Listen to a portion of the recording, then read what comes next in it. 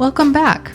In part 2, we move to modernity, where Rune discusses the impact of a radicalized Protestantism that has had a disruptive impact on animist traditions and the negative psychological effects that a disconnection from the land can cause.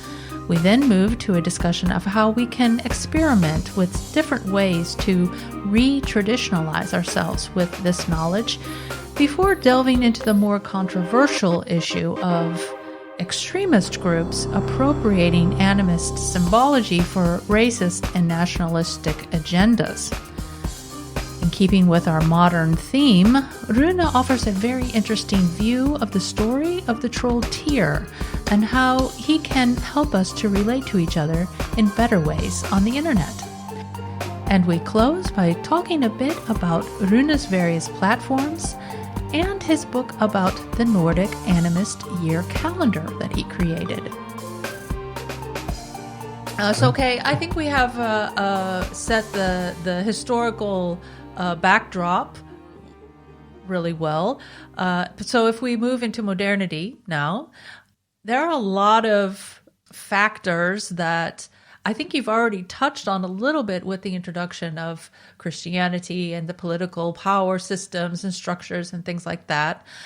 But if you could talk some more about how modernity has played a role in the rejection of animist knowledge, and also include how people are trying to deal with these, and have been trying to deal with these changes. Like in my thinking about this, I've actually been focusing more, I think, on the impact of modernity than the impact of Christianity, because what happens with Christianity is that a lot of motives are reformulated, renewed in new ways, but modernity is connected actually to another form of Christianity, which is Protestantism. Now, if Christianity in itself is distinction focused, then Protestantism is like distinction focused on cocaine. It's like that's the truth. It's radical. It's a radicalized view of that. And this is also why you see the witch hunts. They actually. So I think sometimes people associate it with the Spanish Inquisition and Catholicism. It's not true. Witch hunts in Europe are very much something that comes out of Protestantism. And you see how the witch hunts target any kind of magic. There are examples in Northern Europe where people are burned as witches because they have a relation to a patron spirit of the house. It also targets the rich Icelandic tradition of magic, and Sami shamanism, the Sami practices in Northern Europe. They're targeted by the witch hunts. So with Protestantism, we move towards that sort of complex of reality that we also call modernity, where there is rationality and meaning and subjectivity inside the human mind, and there is a dead machine world outside that we need to exploit as efficiently as possible. And the impact of this worldview on the traditional animist practices is very disruptive. If you move back in history 150 years, in Northern Europe, you will find people with very, very animist realities and perceptions and practices. You would find people who, before they would kill a pig to eat it, they would speak to it in exactly the same way as an Inuit hunter speaks to the soul of the seal, pieces the seal. This is animist dealing with violence. You find this in all animist communities, that you are dealing with and facing the problem of violence. You would find 150 years ago, you would find people having a cult of the rye, important harvest grain, also other harvest grains, but in southern Scandinavia, where I'm from, particularly the rye. Like the Maya, they worship the maize. that being, that organism that gives us life is divine, and it's honored as divine. These, in a similar way as the buffalo might have been divine for Native Americans of the Great Plains, the yam might have been divine for people in West Africa, and so on and so forth. The organism that gives us life is honored and respected, and these practices have taken very, very serious blows in the modern era.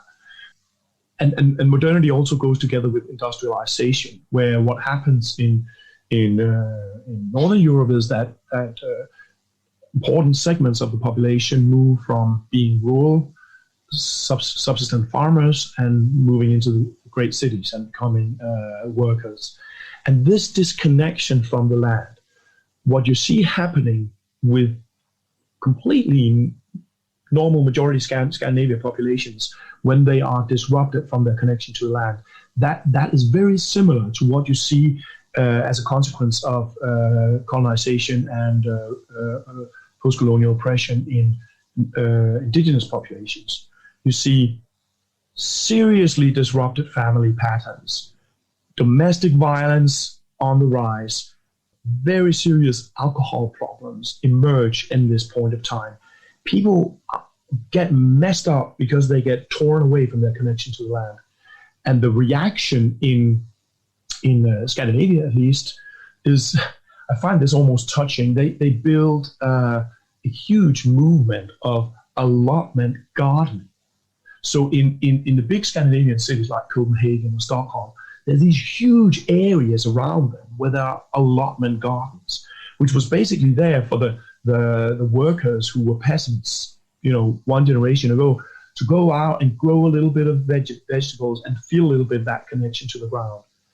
I heard a lecture from an anthropologist who had been studying the Maya in Guatemala, and he said that contemporary Maya, who perhaps they moved to the city and they work as software engineers or something like that, they had a saying that you only get really full of the maize that comes from your own village. So sometimes they take their car and they go back to the village in the mountains where their parents live, and they take some maize from there and bring it home because they're missing that connection. And that's a similar reaction that you see in this idea with an allotment gardening, that people really feel that they have lost something. And in the I think it's quite incredible how much land connectedness that we have lost just in the last 100 years, maybe even the last 50 years. The village that I'm from, where I grew up in central Jutland, I spoke to an archaeologist who is a neighbor of the farm where I grew up. He said that around this village, there were, and I almost can't believe what he's saying. He said there were 30, 50, 70, that's what he said, grave mounds, Bronze Age grave mounds that were plowed down. Now there are 2 left, 2 heritage protected grave mounds. These grave mounds are very characteristic of Scandinavian landscapes.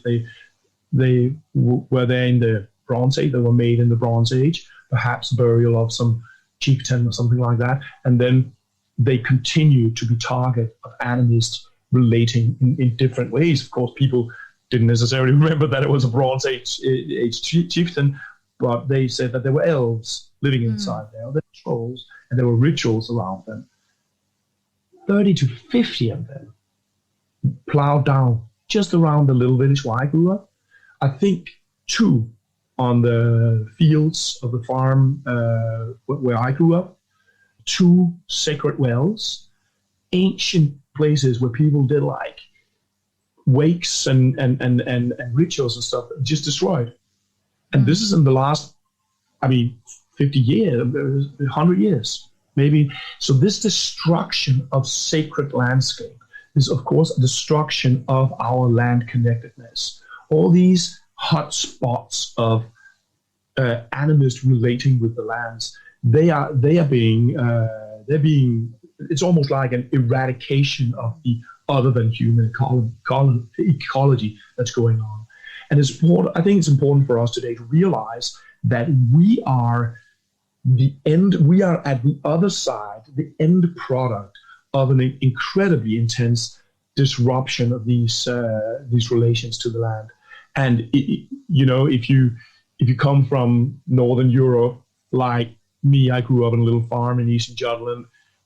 Doesn't mean that I have a Viking sounding name and all that shit. It doesn't mean that I have a significantly bigger land connectedness than if you are, say, a diaspora European from a settler population somewhere else. It doesn't necessarily mean that, because modernity, the rupturing between us and the world is so profound, and it's very profound in Northern Europe. Northern Europe, like Scandinavia, is very modernized, and we are very modernized inside our minds. In many ways, we're more modernized than for instance, North Americans. So modernity has had, and I could give you many examples of this, and this was just examples that came to mind, but modernity has had an incredibly disruptive impact on animist knowledge forms and practices. I thinking of my own youth. I was fortunate to grow up on a farm where we had animals and the possibility of growing, had our garden every year where we grew our own fruits and vegetables. And I kind of call it my little house on the prairie type of lifestyle where everything was very self-sufficient. I don't know, I can't remember how long ago it was that I saw a program on the BBC. I think it was a Jamie Oliver program or something. He was trying to teach children how to cook things. Jamie Oliver, I don't know if you know who he is. He's a chef in Great Britain.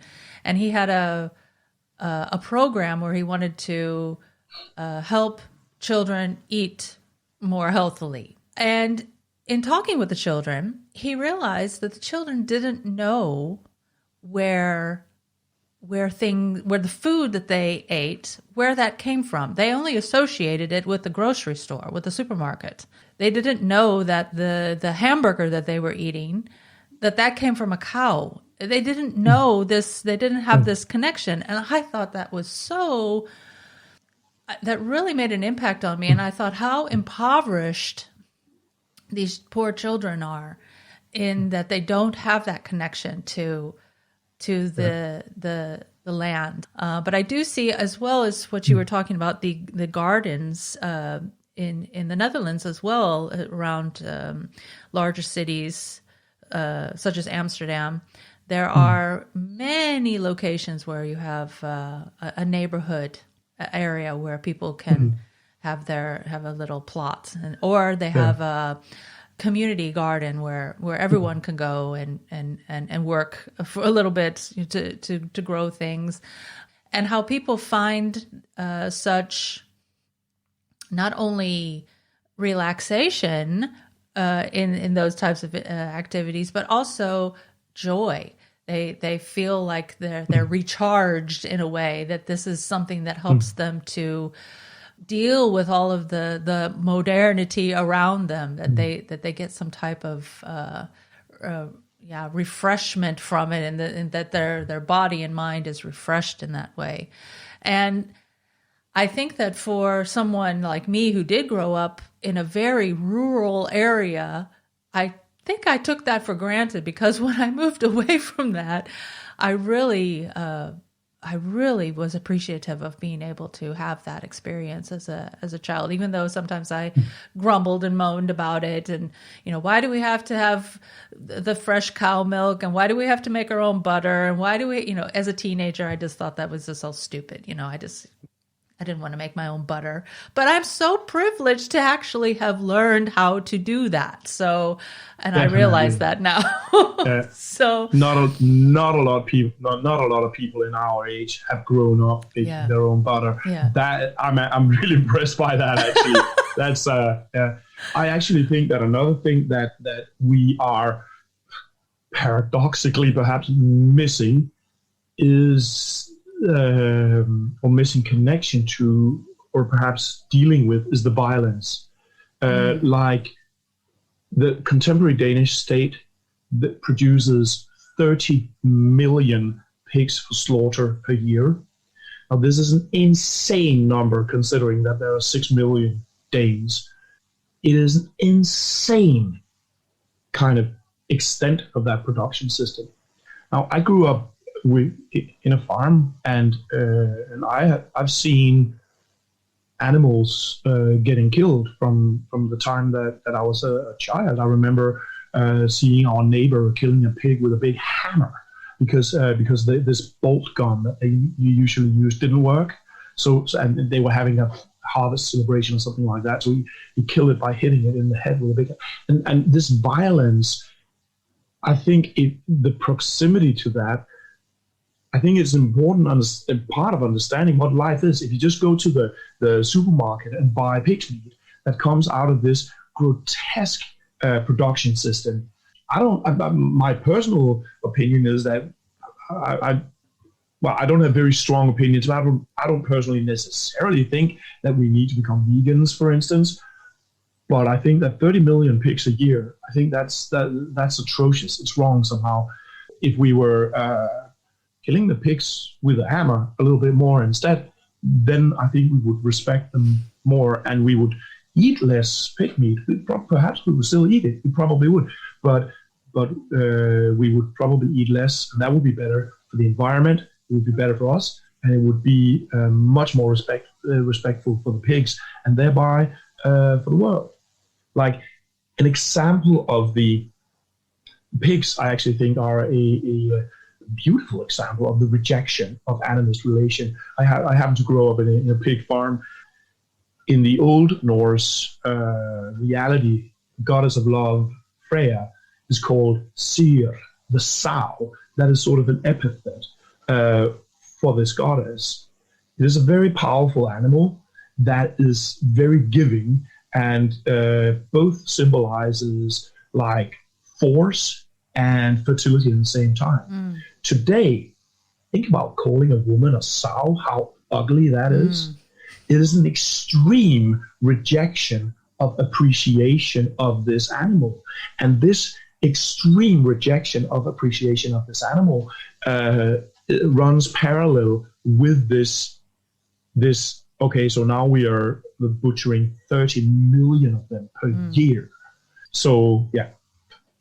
Well, I think you're raising a very good point. And although, of course, it's not my intention to, get on a soapbox and get all moralistic and preachy to people, but I think that there are some very important ideas that you're raising, and maybe that's just something we can talk about, this practical side of animism, especially for those of us who are very concerned about climate change and the things that are happening in the world. I mean, I know that there are people who don't really want to acknowledge that there is a problem, and they want to turn a blind eye to it, but it is a problem. And I mean, you've already mentioned an option of thinking differently about the way you consume. Modernity is all about consumerism. It's all about this idea of consume. Thinking differently about that. What are other ways that you can think of that animism offers to us, that we can think differently about our relationship to the world? I mean, sometimes I feel like, oh my God, this problem is so big, I can't do anything. I'm just one person. I'm so small. What does it really matter what I do? But I wonder if that's even true. Well, I think that sense of, I don't know if the word is disempowerment in English. I think that's it. Yeah.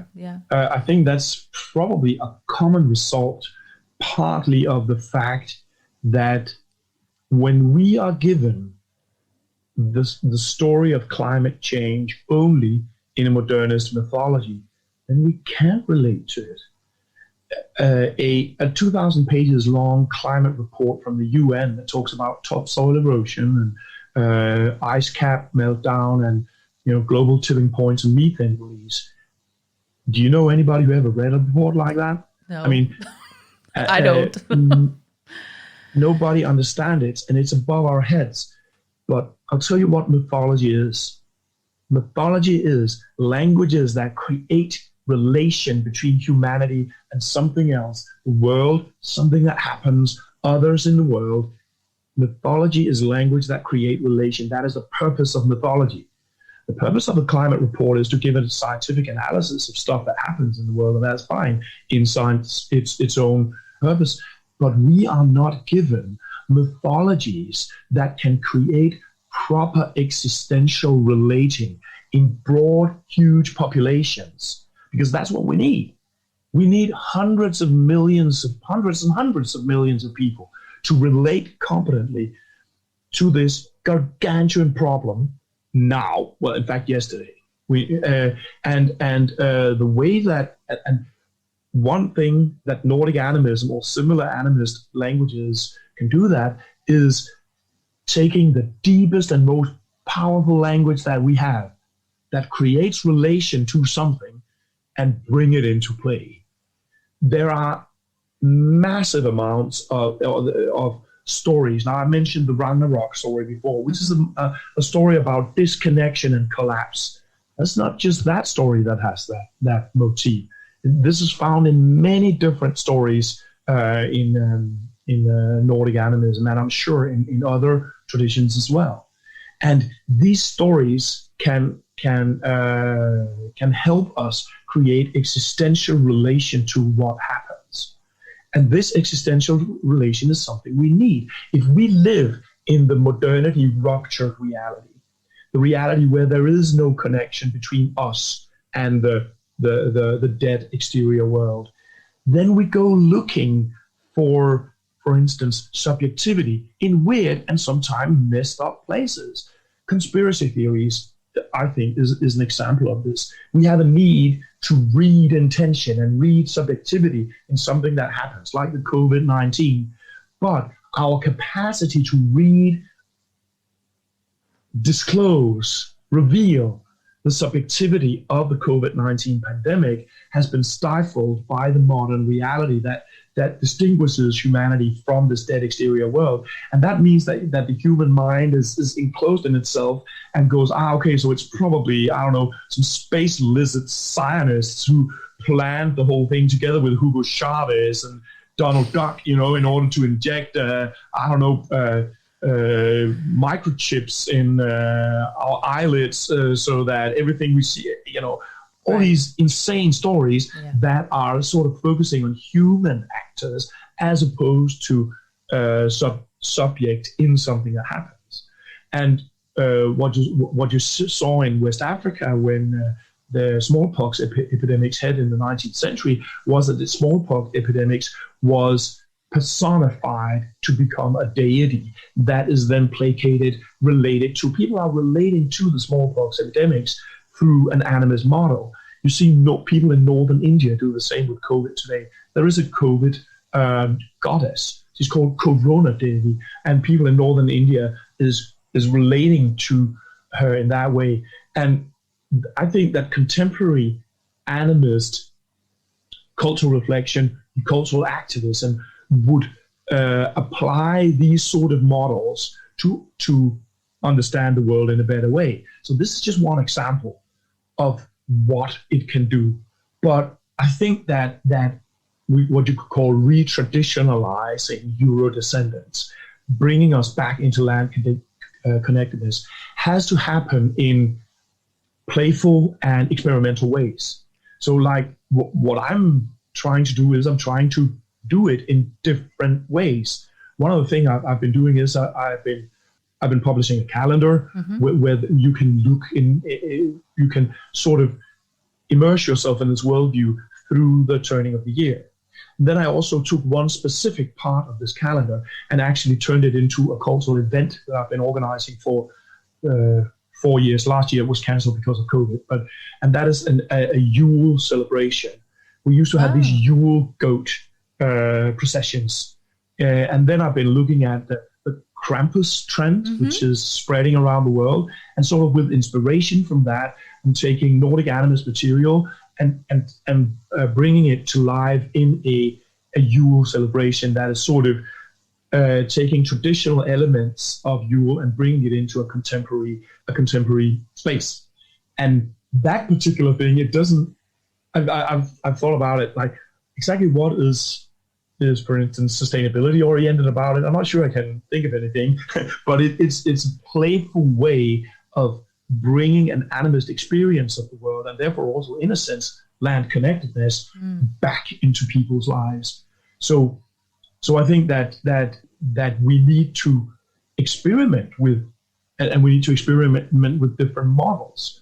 I mean, my last project was about totalism and reintroducing the Raven totalism of Northern Europe, which I'm sure it has been there and it's very visible in history in different ways. And it's akin to Raven motifs and Raven totalism that you find in other parts of the Northern Hemisphere. For instance, among the indigenous peoples, the First Nations of the American Pacific coast. And we can look at these peoples and their totalism, their animist way of relating to a specific being, in this case, Raven. And then we can see, oh, we have similar thing going on here. Perhaps we can take it up again and make it into, renew it in the direction of eco-activism or land connectedness in that way. So I think that in terms of what we can practically do to bring these ways of thinking, or ways, actually more than ways of thinking, it's ways of acting, I think we must experiment in different ways and focus on making stuff real, making stuff physical. Like with the Raven totemism, I made worked with some different graphic designers, and I had made a design already of the Raven flag, which is this almost legendary Viking war banner, actually, that is known from some sagas and these kind of things. And well, I said, well, if you read the Raven mark from an eco-totemic perspective, then it can mean these and these and these things. So we actually made a Raven banner, contemporary Raven banner, whose construction emphasizes this totemic aspect. And then people can have it as a concrete physical thing. They can bring it to their activism. They can, if they're going and protesting against a pipeline with some indigenous group close to where they live, they can take their own symbol of land connectedness and animist respect towards the world.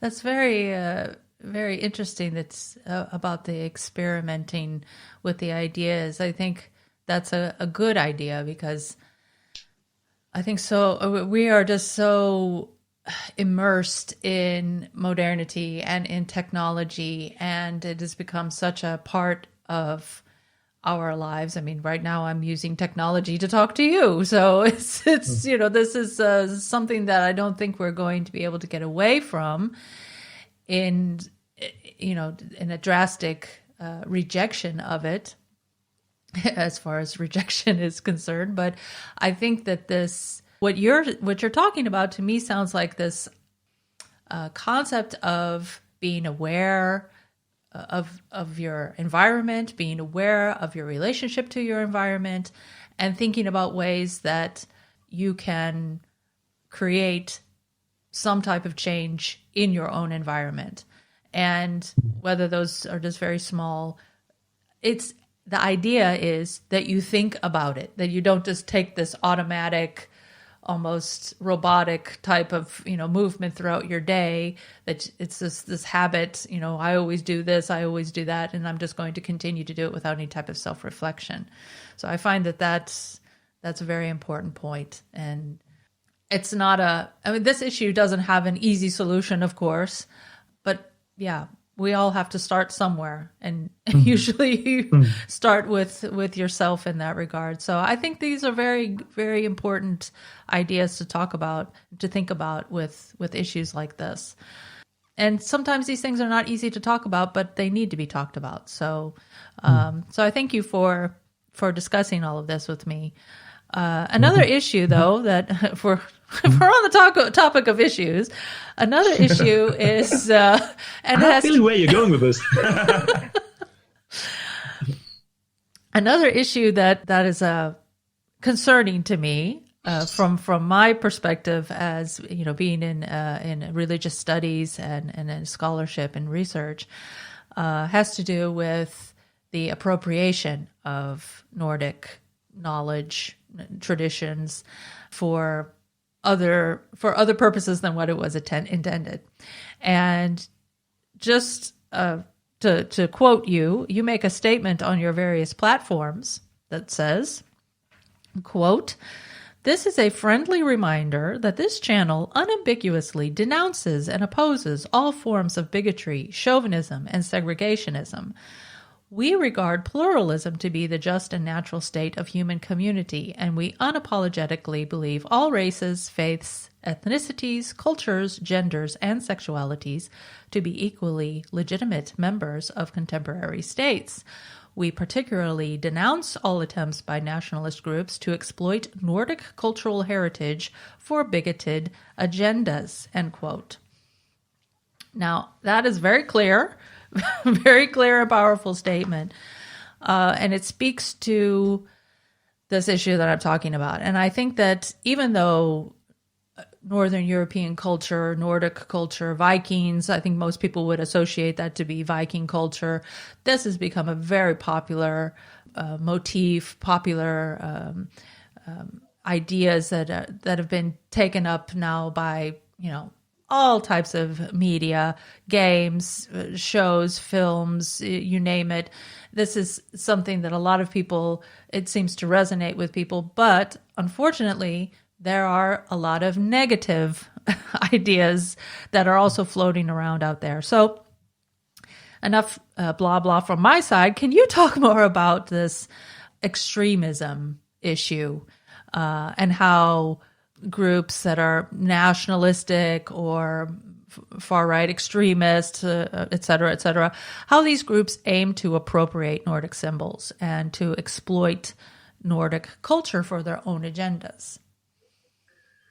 Well, it's a long history, actually. It's been going on for 150 years at least. The word Viking and the idea that there is a period in North European history called the Viking Age, and that is sort of a distinct thing, that was introduced at a point in history where nationalism was the thing. And it was introduced as a way of, and completely explicitly by the historian who introduced this idea, that it was a way of strengthening national identity, Mm-hmm. And it's not a given that Northern Europeans should be identified as Vikings. We might as well be identified with the very dynamic, important, and powerful cooperative movement that has defined our history, or our very strong tradition for feminism or workers' movement. I mean, there could be so many periods in history that we could identify towards, but this fairly short period, about 300 years, a millennia ago, very, very far back, has been chosen for very problematic reasons. The reasons are that Vikings are an icon of this sort of aggressively colonizing whiteness to many people, or they're being made into that. And that is the reasons that many are so fascinated by Vikings. It's the reason that Vikings are super popular in basically everywhere where there's white people. In Spain, there's some city that got attacked by Vikings 1,000 years ago. They still celebrated every year that they were attacked by Vikings. Think about how many wars and stuff that has gone on in Spain through the last 1,000 years. Why do they celebrate that? Yeah. In Russia, they all completely, everything is about Viking because there were some Vikings involved in the foundation, I guess, of the Russian state a millennia ago. The Russian Empire has existed for 1,000 years. It has incredible variety of imagery that it could identify towards. So Vikings, the image of the Viking, I think, is being fetishized as an image of the sort of nature-given superiority of whiteness. And this is part of the reason. It's not the only reason. They're also part of the reason that people are attracted to Vikings and TV series about Vikings and so on. It's also that they that they feel ruptured from animist reality, so they're sort of attracted to the image of a pre-Christian European. That's also an important part of the reason. And many identify Vikings in many different ways. They say, well, Vikings, they were sexually inclusive, or Vikings, they were democratic, or whatever people say. It's not necessarily always true, but it's an image of people wanting to create attachments to Vikings in different ways. So this is the historical background for the fact that many nationalist movements and radical movements, they are drawn towards what you would call traditional pre-Christian North European culture. I mean, I think that it's something that you can essentially never stop dealing with. I think it's a structural condition of dealing with traditional North European knowledge and practice that you are, because it is North European, you're also dealing with whiteness. So you have to face the problematic aspects about how whiteness have been constructed. It's just in the nature of things. And I'm trying to not whine too much about it, because, I mean, if you belong to a marginalized group, say if you're Black or you have a non-normative gender construction, then that's not something that you can just say, okay, I don't want to deal with that clusterfuck today. I just want to be myself and be considered as a human being. That's not an option that's available for you if you're, because racism is something that's there, and it's not something that you can just say, could I please forget about that? In a similar way, no, not in a similar way, in a mirroring way or comparable way, the condition of dealing with whiteness and the problematic aspects of whiteness is just part of the concrete that you're driving on when you are working with traditional knowledge. And it's fairly catastrophic because, of course, wide, broad populations are not going to see any value in traditional knowledge if symbolisms that are in traditional knowledge are being appropriated by National Socialists and the Ku Klux Klan. Of course, everybody's going to run away as fast as they can. And this is catastrophic because it secludes Eurodescendants, white people, inside modernity. And modernity is in itself a system of thoughts and practices that is super Eurocentric, super defined by colonial agendas, racism, and all kinds of shit that we don't want.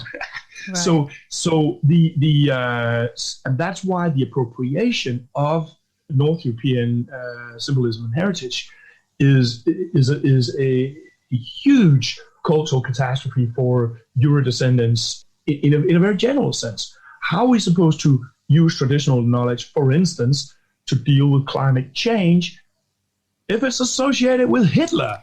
Like, of course, nobody's going to touch it with a, did you say 10-foot pole in English? Yeah. So I think the presence of nationalism is, from many angles, it is actually a part of the modern rejection process. Because nationalisms are themselves different kinds of nationalisms, and it doesn't matter if it's a black race nationalism or if it's, whatever nationalism, Romanian nationalism. They are themselves very much modern worldviews that they take an abstract interior angle on what human community is. We have an interior abstract culture inside us, or a race or whatever, and that binds us together. And there's strict exterior distinctions towards something else, whereas animist community would be much more relation-based. It would be, I am the patron of that person, and this is my nephew, and I'm the nephew of that, and I have a totemic relation to bear, and that means that I can marry people from the Raven clan and so on. These are animist ways of producing community. So nationalism is in itself inherently modernist, and in its aggressive implementation on traditional knowledge, it is rejecting traditional knowledge from what it really is while secluding people from it. Wow. I think I formulated myself in a weirdly knotted way again there, but I think what you're saying, and I didn't even think about it in this way, but that it is this modern thing because it is the exclusion of the other. And animism doesn't seem to have that idea in it, exclusion of the other. And then with regard to colonialism, and then we get into this whole, the racist side of it, it's the exclusion of the non-white other. So, but, you know, now that you mention it, it makes perfect sense that this would be a vehicle for this modernist type of outlook, using older ideas, older symbols. I guess it wouldn't be ideas, but it would be more of the symbology, I guess.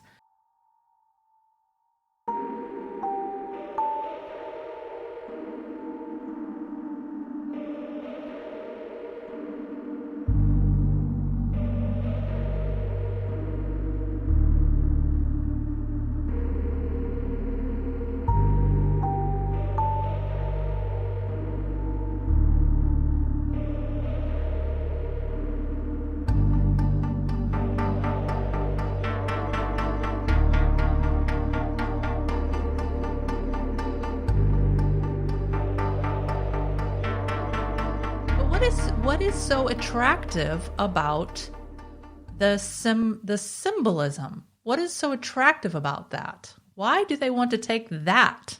Why do they want to take runes? And why do they want to take your, you know, the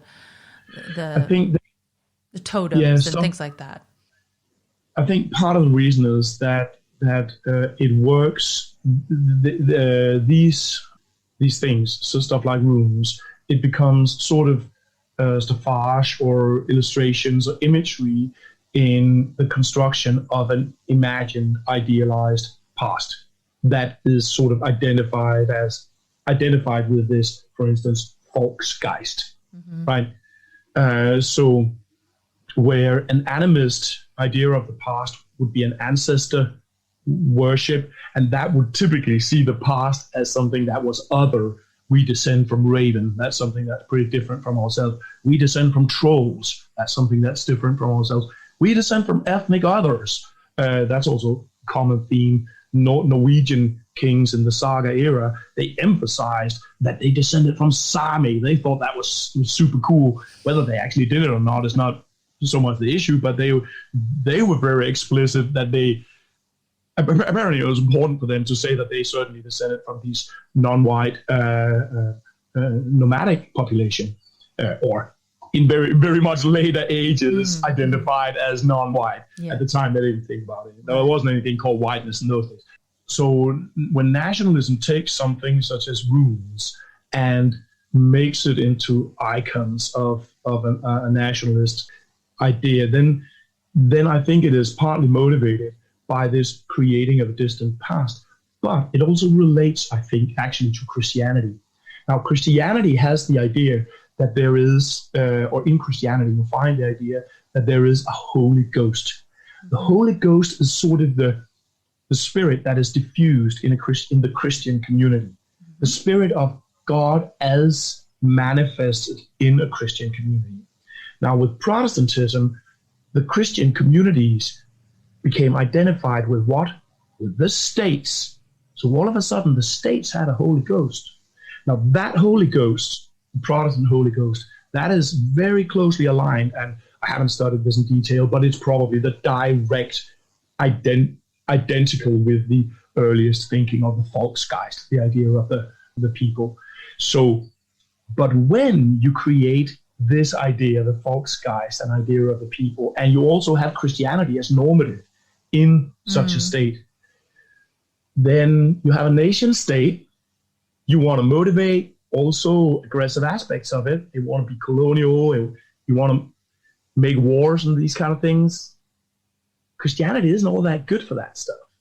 Not really. Well, it has worked a lot for that stuff in the past, but what if we could take Christianity and put it in a higher sphere, protected sphere, where it doesn't have anything to do with all the dirty stuff? And then we could take the primitive barbarian past and paint it into a primitive barbarian past that we can be a little bit proud of, and it's also a little bit hyper-masculine, and it's about warriors and big beards and these kind of things. And then we associate that with the militarist parts of our state. So you find what you find in Denmark, probably in other North European countries, is that you find a lot of Viking-y sort of imagery actually associated with the military. So there's a when the Danish military is deployed in the Helmand province in Afghanistan, and so on, their camps, they're always called these sort of kind of vulgar cliche Norse things like Camp Einherjar or Camp Valhalla and these kind of things. And so there is there is an interest in, from the point of view of the nationalist, the nationalist point of view, to sort of use this imagery of the past to enforce specific parts of culture, and also keep Christianity a little bit as a higher, more lofty thing, I think. So it is taking something, though, that is, and maybe deforms it or twists it into something that it was never intended to be. And that's the thing that I find frightening, that people now associate something like heathenry or the Vikings, for that matter, whatever aspect of the Nordic culture, that they're afraid of it now because they think, oh, like you said, I don't want to touch that with a 10-foot pole because that's racist, and that's not what it is. And I find that so disappointing, but it is a fact of life. It is what has happened, and I really appreciate your statement about rejecting all of that. So we're rejecting we're also rejecting, I guess, here, taking a rejected tradition, tradition of knowledge, and then rejecting the twisted version of that. So I think this is also an important thing to talk about. And I actually think that talking about this or dealing with this and understanding this it's a positive part of the reason that actually working with this stuff is important. Because when you're working with this stuff, what exactly are you working with? Well, you're actually working with some of the building blocks of whiteness, and you're changing that stuff. So I think that when I'm, for instance, working with Nordic traditional knowledge as something that is associated with land connectedness, climate change, and all these things, an inherent part of that, that cannot be dissociated from it in any way, is the inherent dealing with whiteness that is just there. So, and I think that's part of the reason that it's important to do it. And this cultural struggle is not over, and there are battles that have already been lost. I don't think that you can go out and reclaim the swastika. There are people who think you can do that. I don't think it's possible. The swastika has been associated with such incredible level of atrocity and human suffering that is lost, and you shouldn't try to actually reclaim it. Perhaps you can use it if you're a Hindu, but that's a different situation. But there are other struggles that are much closer at hand, and which can be taken up. And there's for instance, this whole thing of folkishness. One symbol that I've been crying my salty tears over is the symbol of three horns that are sort of kind of interlacing horns. This symbol is found on different places, but one of the places is a rune stone that's just 40 minutes drive from where I'm sitting right now, the Totalism stone, and it is probably a symbol of Rabbinic initiation, because there are myths that talk about these three drinks as that initiation. And that is some very, very deep stuff. It is deep. It's not just animism, it's deep animism. It's the kind of stuff that you should be careful talking too much about in public space, because you might touch on stuff that should be kept in secret spaces, actually. Now, So then you have some American organization, folkist organization of people with, I don't know, bandanas and leather vests and stuff like that, who use this symbol. And when they talk about this symbol, then it means toasting with horns together, like Vikings cheerfully enjoying their folks community and affirming it with each other, and big beards and horns brimming with beer. It's so incredibly stupid. It's just so incredibly stupid, and it's really a completely denaturing reduction of the very profound depth and wisdom that is in that symbol. You know. Well, I can imagine that you would be very distraught over that appropriation. Is that something you think you can stop? Yeah, that was where my rant took off. That was that this is a symbol. It's just an example of a symbol that, you know, there's some people who are using it as a logo, right? But I don't think the battle is lost with that kind of a symbol in the same way as it is with, for instance, the swastika. And I also, you know, what I'm seeing online is that there are also a lot of people who are starting to observe what symbols that have been sort of current in these heathen pagan circles are in fact not heathen pagan symbols, but just a Nazi symbol that people just thought was pagan. One example is the so-called Schwarze Sonne, the black sun design, which was made by Heinrich Himmler in his Bertelsburg castle. That was kind of he made this kind of castle where these SS dudes, they could do some sort of role-playing SS occultist thing or something like that, you know? And that symbol, a lot of pagans have liked it and used it, but it's really not a pagan symbol. It's just Heinrich Himmler symbol. There are specific brooches from the Germanic people called the Alemannic peoples that have a kind of a similar construction. And Himmler's symbol is inspired by that. Okay. But the symbol that you often see, the black sun, that's just a Nazi symbol. Okay. Well, that's good to know that there are these specific things that you can point out and recognize. And because I'm not an expert in runes. I don't know what they mean, and I don't know what the symbols stand for. But that's good to know that the black sun symbol is not an old symbol. I'm happy to hear that, because that I don't want to have anything to do with that type of thing. Okay, so we are still in modernity, and we had already been talking about the internet, and funny enough, you had already mentioned the idea of trolls being present in Nordic or Northern European lore and myth. So I thought this might be a good transition to ask a question, my last question to you, about technology and the internet. We're using the internet right now to talk to each other. But the internet, as you very well know, is a well-known place for what we call trolls, trolling, bullying behavior.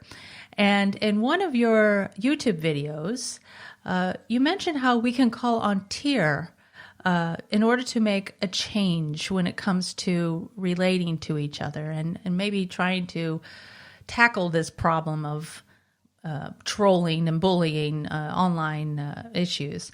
But who is Tyr, and what do you mean by calling on Tyr in order to relate to each other in a better way?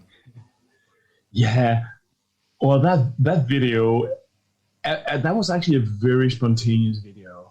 I made it and I put it out almost directly, and I made it at exactly the point where we were waiting for the American election. We didn't know if it was Trump or if it was Biden that was going to win. Okay. That was the moment in which, and I had this inspiration, and suddenly I was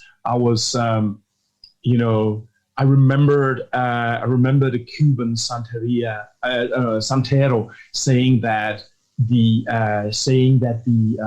the patron deity of the United States is the god of war, Ogun, that I associate Ogun with Tyr.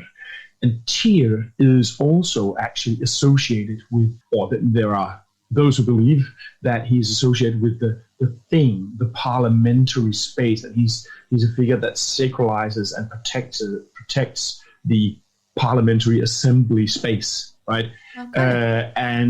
And Tyr is also a god of war. So I just had this inspiration that, in a sense, perhaps Tyr is the patron deity of the United States, a little bit like Ogun.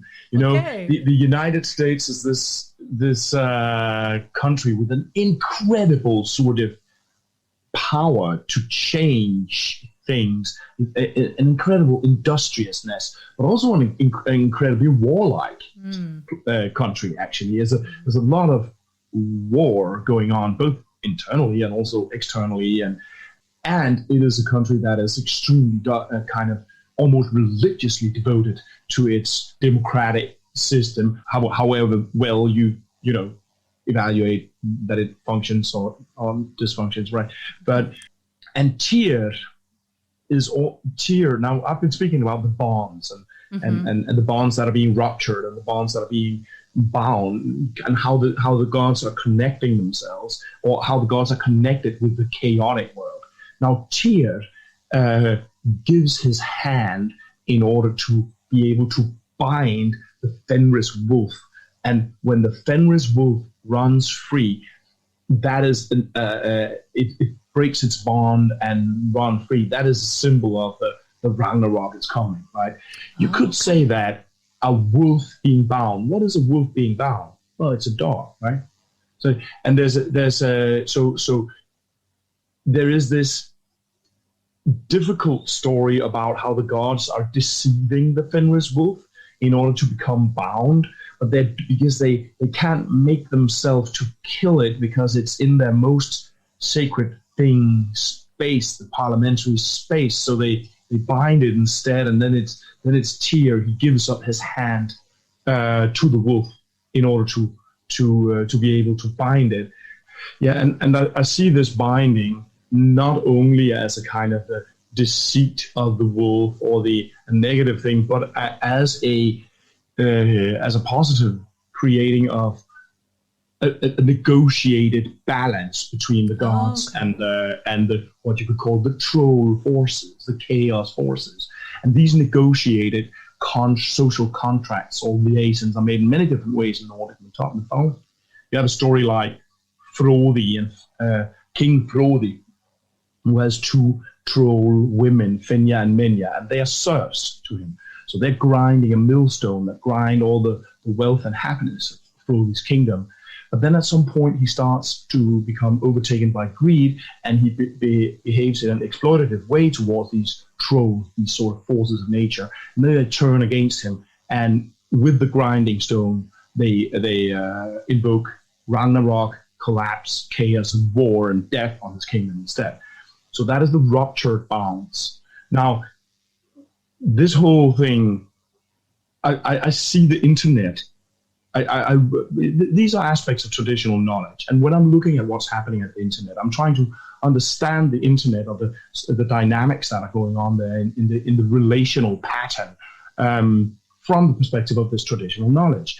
And I think that the mirror cabinets that are being created by the attention extraction capitalism that implements these algorithms that mirrors back to us what they think we would like to see, this function is secluding us from each other, and it's secluding us in our own idiosyncrasies, which I see happening to a lot of people. You see it on the political radicalization.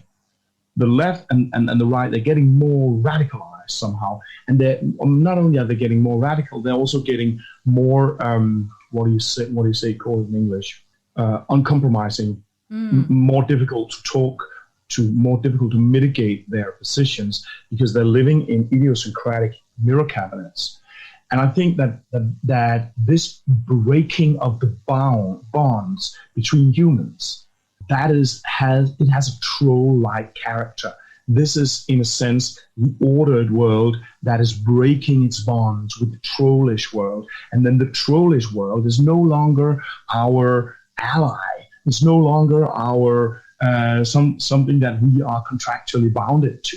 And you see this in so many parts of how our world is structured, that principles that our world rests on, it's as if they're growing out of control, and suddenly they start attacking us and eating us up. Like capitalism is an example, right?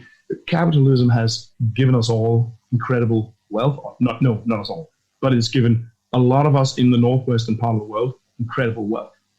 But it's accumulating so much wealth on such a tiny proportion of people that it's becoming something else. And it's becoming it's almost like a kind of feudalism of sorts, and becomes very monstrous.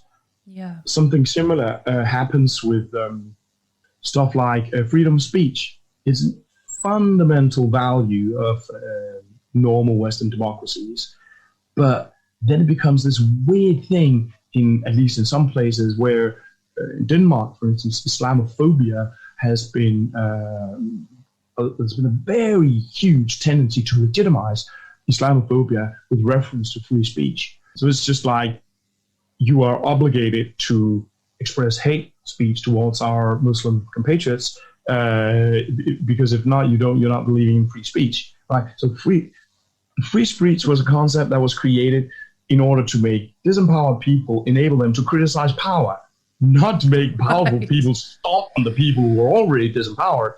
So the principle has been detached somehow.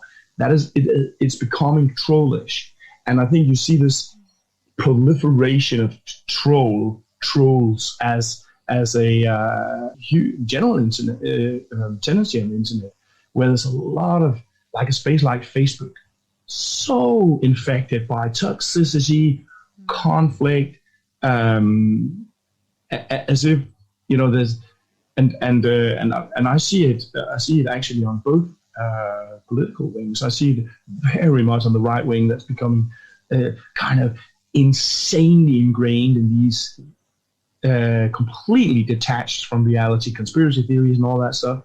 You see it on the left wing, where these very hateful ways of turning against people who are reflecting, critically against something that X leftist person is saying. You have these very harsh reactions, very harsh patterns of reaction. And I mean, I could talk a lot about it, but I even see the same systems inside these patterns being reproduced, as if they're following the same motivations.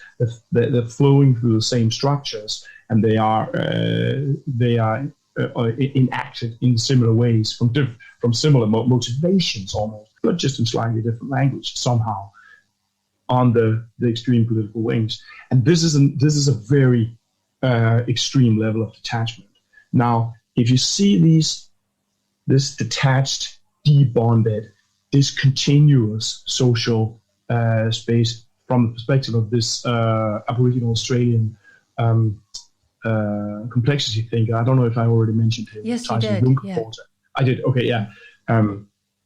He talks about how complex problems of the world has to be solved in complex relation making in communities. Now, our capacity to do exactly that is being ruptured because the internet, which is supposed to be the most relational thing ever invented, probably, seems to be destroying our capacity to relate, to create relations. Yeah.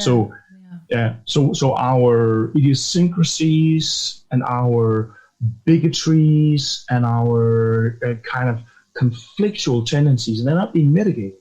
They're not being mitigated by us actually talking to each other. So anybody who uses, for instance, Facebook will recognize the feeling that you're looking at these communications and you're thinking, man, boy, if these people were sitting in front of each other, this hateful conflict would never spin off like that. It's almost as if it's in the nature of the whole thing to make people sort of go bananas on each other, and it amplifies the worst voices. You can have a Facebook group with 1,000 members. Well, surely there's going to be 5 psychopaths around them. Well, who do you think makes the most, defines the debate most? The 5 psychopaths or the 9,995 sensible, kind, intelligent people who are sitting in? It's going to be the 5 psychopaths. Mm-hmm. So it's as if it's elevating, the worst parts of us, really. And this, I think, is very Ragnarokian. These features of the internet, particularly of social media interactions. So in this sense of the story of Tyr and Ragnarok and the wolf, the internet is then an example of how the bond and the communication and the respect and the connection that we should have with each other as people has been kind of warped, perhaps. I can echo what you said about, if you were in physical presence of that person, you would never behave that way. So yeah, I really liked that story about Tyr. And Tyr was a troll, correct? Or is a troll, I should say. Yes, I think he's. The word in Old Norse is Jotun, which means sometimes it's translated into giant or etin or troll. Okay. These are like these extra social beings. They're not antisocial; they're outside social. Okay. And the wolf, the Midgard serpent, all these beings, they are sort of outside social, but through these bonds also connected to the social. Right. And the deities, the Aesir and the Barnir gods, who take care of the social space, they're also sometimes trolls themselves. And Tyr, I think, is according to some myths, the son of a giant troll called Hymir. So yeah. But he's not alone. I mean, for instance, the gods, Nordic gods, they marry these trolls all the time, or identify with them, or get wisdom from them, or just make babies with them without marrying them. So there's all these kind of multi-sided relating between them. And when I was sitting in that situation and waiting, and everybody in the whole world was just looking at the United States thinking, oh my God, what's going to happen? We don't know if there's going to be a civil war like in those, I don't know if you remember the Jeremiah comic books from the 1980s. Like, seriously, that's what everybody was thinking. Like right now, we're speaking here in the middle of May, and it seems long ago. The world kind of turned back to normal a little bit, but in November, we didn't know, or October when it was. It was tense. And so I just had this image of Tyr as the one that he reaches out his hand and gives something of himself to the radical other, the most radical other. That one that will tear the ordered world apart when it runs free. It will tear the world around. He gives some of himself, his hand, and by doing that, he creates the bond that makes the foundation for the ordered world. And I think that sort of, I just thought about that as the thought of the spirit that was needed in this multi-ruptured Trollheim space, which is the internet. Yeah. Well, it's a great story, and I was really happy actually to hear you talk about that. I liked that in your videos that you talk about the stories that are associated with all of these concepts. I really like that, and that kind of takes me into my next comment is that in our discussion today, we've only scratched the surface of Nordic animism, quote unquote, as it were. There's so much more that people can find out about. And in closing, I'd like to mention that, and I've referenced this already several times in our interview, that you have a YouTube channel, and it's called Nordic Animism. And you have a website, you have a Facebook page, and they're all the same name, Nordic Animism. I Yes. if I'm not mistaken. The website is nordicanimism.com. And like I said, there's much, much more to explore there. And what I found really special about your website in particular, that you have a web shop, but you have some really beautifully designed items there. And I will share some of the images on my social media platform so that people can see that for themselves. But I really suggest that everybody visit your web shop and have a look around there, because you also have a book called the Nordic Animist Year that discusses the traditional knowledge in more detail. You did touch on that earlier in our conversation. But could you maybe say a few things about that too? Because I know you said that you put a lot of work into that. Yeah, this project was partly inspired by actually strategies that I've seen among different indigenous populations, where they use calendar as sort of a tool to maintain contact with or recreate contact with traditional knowledge. So they and you see it a lot among Native Americans. You see it a lot among Native Australians, that they create these wheels of seasons where they sort of create these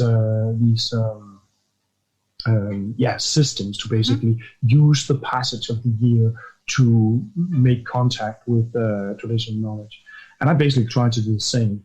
I was looking at different traditional knowledge systems, and I tried to look for the animist content in different systems and sort of mediate them into a calendar that would be useful and available for contemporary people. And that's so. That was basically where my little web shop started. It was that I made this calendar and tried to sell it. So I guess that's it. Right. There's something more I want to say about it. I forgot. Okay. Well, the book that you can purchase also explains everything in detail, so that people can start to learn a little bit more about this knowledge system, this tradition, which I really thought was a great idea. And because it has such beautiful imagery in it as well, I think it's appealing to different people on different levels. So I wanted to make sure I mentioned that, and I will be sure to include all the links to these sites in my program notes. And as I said, I encourage everyone to check it out because it's beautiful, it's interesting, and there are many, many more YouTube videos. I saw that you uploaded one this morning. I didn't get a chance to look at it yet, but I'm really enjoying all of that content as well. So in closing, I would like to thank you again for coming to talk to me today about Nordic animism, and you've offered a lot to ponder on, and I will continue to think about the concepts of reconnecting and relationship. I think these are really, really important ideas that we should stand still with and not just say, oh yeah, respect and reconnecting. Those are all grand things, but really thinking about how you can implement that in your own space and in your own, actions. So I think think you're doing a really, really good thing there. So again, thank you for taking time out of your day to talk to me. No, you're very welcome, and thank you for having me on the podcast. I think it was a super nice chat that we had, and thanks for listening to me ranting about these things. Sometimes I feel a little bit like Isaiah in the desert, and like I'm shouting, the rock is near, the rock. We must heed our cultural memory. But so it's very, very nice when somebody wants to listen.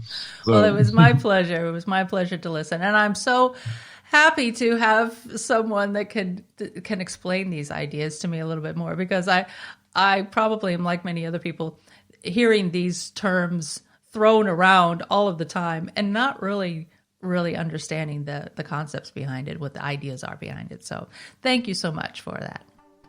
Thank you. My thanks again to Rune for sharing his knowledge about Nordic animism with me. This is really deep stuff that I found fascinating and that resonated with me, and I hope that you have enjoyed learning more about it. If you are interested to know more, please check out the program notes for references to books and links to all of Rune's online outlets. Next month, I'm going to be starting a new series on my YouTube channel called Spotlight. These are shorter interviews about an array of different topics. Each month will have something new. My first 2 interviews will be with Karen Swartz, where she talks about a case study concerning 3 women and their differing roles of authority within the Anthroposophical Society, and also with Brennan Kettela, who will discuss the various roles of the figure of Lilith and how she can also be considered an ally to queerness. I hope you'll subscribe to the YouTube channel and join me there as well for this new content. As always, thanks for listening.